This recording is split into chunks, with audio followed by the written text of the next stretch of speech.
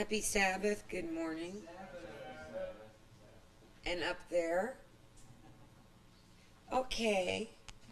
Good, you spread out. All right. My story is entitled Lesson on a Plane.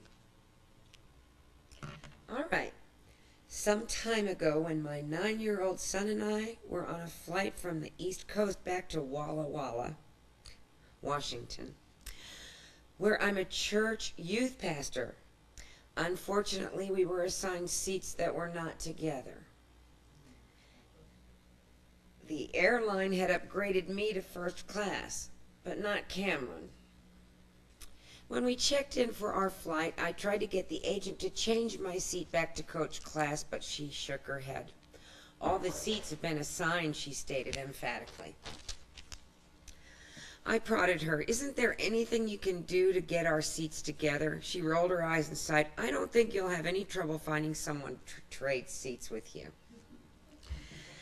Boarding the plane, Cameron and I trudged our way back to his seat, 46B. I saw that he would be fine. The window seat and the aisle seat were occupied by a pair of college basketball athletes.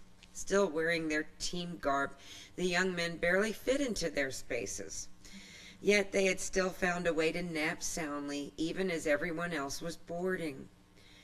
I roused them from their slumber. Excuse me, I said, pointing to the empty middle seat. That's my son's seat. Emitting a grunt of annoyance, the guy in the aisle seat got up to let my son get back to his seat. Then he sat back down. Before he could get too comfortable, I made my request. The airlines didn't assign us seats together. Would either of you mind trading seats with me so I can sit with my boy on this flight?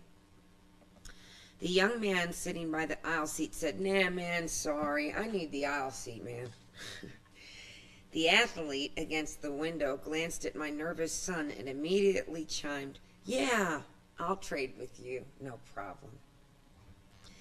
He climbed out of his seat, and I gave him my boarding pass so he could locate the seat that he had selflessly traded for.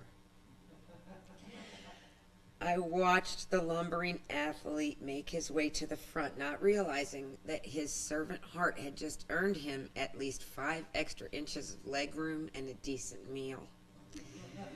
He approached the curtain that separated first class from coach. Finally recognizing his good fortune, he looked back and grinned, then disappeared behind the curtain.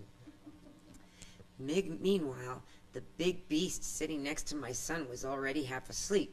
His lower extremities sprawled into the aisle. Halfway through the trip, I noticed the guy who traded seats with me when he emerged from behind the curtain. Okay, in one hand he held a ceramic mug of coffee, and in the other a plate with a voluptuous portion of chocolate mousse pie. When Mr. I need the aisle seat saw his teammate, his jaw dropped. Where did you get that? His friend replied smugly. It came with my meal. It was great. Pasta, salad, bread, and 2 choices of dessert. I couldn't choose, so asked for both. This is my 3rd piece. You could just see the struggling athlete doing the math. I felt kind of sorry for him, but his friend didn't. He continued, What did you get for dessert? Well, I could see now an emotion was registering on his friend's face. It was regret. He looked at me and asked the obvious, You were trading for a first-class seat? With impeccable comic timing, the recipient of the first-class seat thanked me. Then he announced, as he set the dessert plate down on his friend's tray along with the coffee mug, Here, man. Enjoy. I'm stuffed, but I think I might try the apple pie. Then he sauntered toward the front of the plane, turning back one last time to look at his pal before disappearing behind the curtain. I felt a little bad for this guy, but his first choice had been for himself. However, his teammate, without knowledge of knowing up where he'd end up, gave up his seat so a dad could sit with his son. It was a selfless thing to do. Jesus taught his disciples, whoever wants to become great among you must be your servant, and whoever wants to be first among you must be your slave. Just as the Son of Man did not come to be served, but to serve, and to give his life as a ransom for many. Humility is a good thing. Expose yourself to the transforming power of being a servant, moving toward a pattern of selflessness. Each act, thought, or word that considers others first also cultivates a servant's heart. We get a good snapshot of a servant in action from an incident in the life of Jesus. When he had finished washing his disciples' feet, he put on his clothes and returned to his place. "Do you understand what I have done for you?" he asked.